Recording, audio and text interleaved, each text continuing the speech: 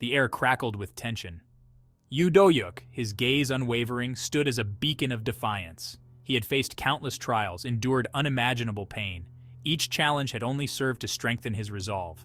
Today, he stood at the precipice of a new era. He would reshape the world in his image. Do-yuk had gathered those who had pledged their loyalty. He had seen their fear, their hesitation. He understood. He had stared death in the face more times than he could count. It had a way of clarifying things. The path I offer is not for the faint of heart.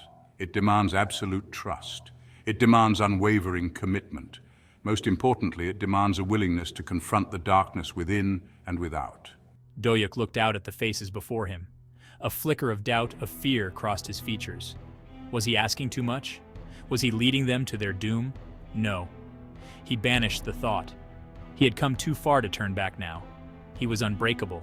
His will, his purpose were unyielding. Silence hung heavy in the air. Every eye was on Do-hyuk. The weight of expectation pressed down on him. He met their gazes, his expression unreadable. You have a choice, fight me or kneel. The words hung in the air, a challenge and an invitation. A ripple of unease passed through the assembled crowd. They had seen Do-hyuk's power. They had heard whispers of his exploits. Sukwan, Do-hyuk's former friend, stood frozen. The weight of their shared history, of their broken bond, was etched on his face. He looked at Do-hyuk, a maelstrom of emotions swirling in his eyes. Betrayal, fear, longing. Do-hyuk watched Sukwan, his expression unreadable. He knew the turmoil raging within his former friend. He had seen it countless times before. The struggle between loyalty and self-preservation was a battle fought on the battlefield of the soul. Sukwan's shoulders slumped, a visible manifestation of his defeat. He lowered his head, his gaze falling to the dusty ground. The word left his lips like a sigh of resignation. I yield. A collective gasp arose from the crowd. Sukwan's surrender was not just an act of submission, it was a seismic shift in the balance of power. It was an acknowledgement of Do-hyuk's absolute dominance. One by one, others followed suit. Some knelt reluctantly, their pride battling with their fear. Others fell to their knees with a sense of relief, as if a great weight had been lifted from their shoulders. Do-hyuk watched the spectacle unfold, his expression impassive. He felt no joy in their submission, no sense of triumph, only a weary acceptance of the burden he now carried. The air thrummed with a palpable energy.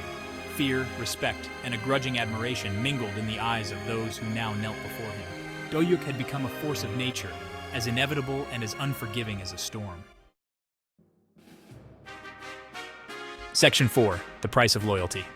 Loyalty is not blind obedience. Do-hyuk raised a hand, silencing the whispers that rippled through the kneeling figures. It is not about following me out of fear or obligation.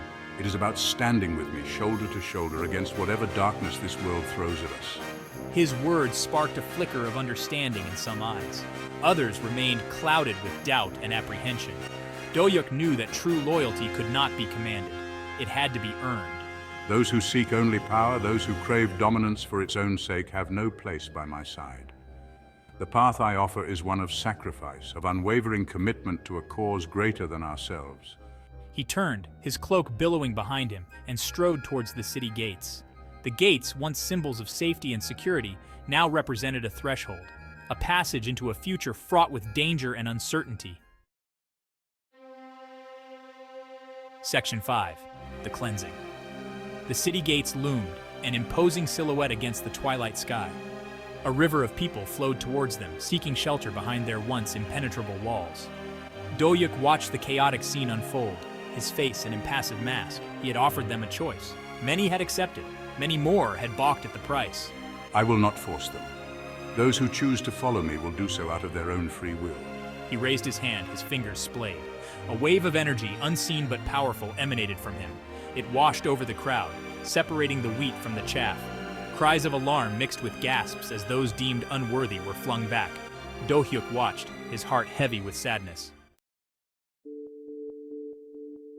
Section 6. Reflections of a Leader. The city gates stood open, no longer a barrier but a gateway to a new beginning. Those who remained, those who had passed Do-hyuk's test, looked at him with a newfound respect. They had seen his power, they had witnessed his resolve, they had chosen to follow him into the unknown. Do-hyuk turned away from the city, his gaze fixed on the horizon. The sky blazed with the colors of the setting sun, a fiery tapestry that mirrored the turmoil in his own heart. I never sought to be a leader. I never craved power or glory. Yet fate had other plans. He had been chosen. He had been tempered in the fires of adversity and forged into a weapon of unimaginable power. And now he would have to wield that power for the sake of those who placed their trust in him. The future, with all its uncertainties and dangers, awaited. Section 7. A Greater Purpose.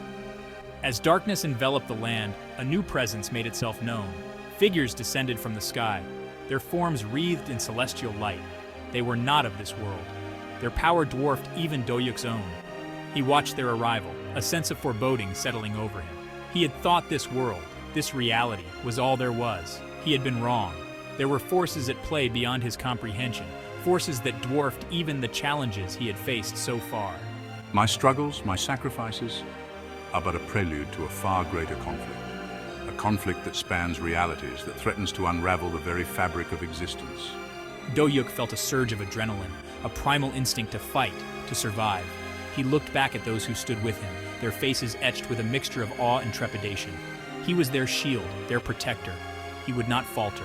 He would not yield. He was unbreakable, and he would face whatever destiny had in store for him, head on.